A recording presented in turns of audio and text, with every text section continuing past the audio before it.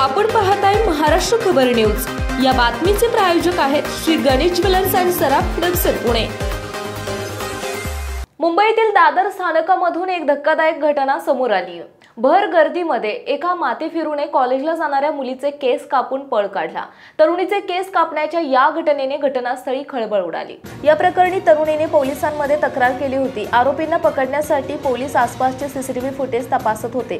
त्यानंतर पोलिसांनी आरोपीला ताब्यात घेतलं असून यामागचं डोकं फिरवणारं कारण समोर आलं आहे। दादर स्थानकावर एका माथेफिरूने कॉलेजला जाणाऱ्या तरुणीचे केस कापले होते। त्यानंतर त्यांनी आरोपीचा पाठलाग केला, मात्र गर्दीचा फायदा घेत आरोपी पळून गेले।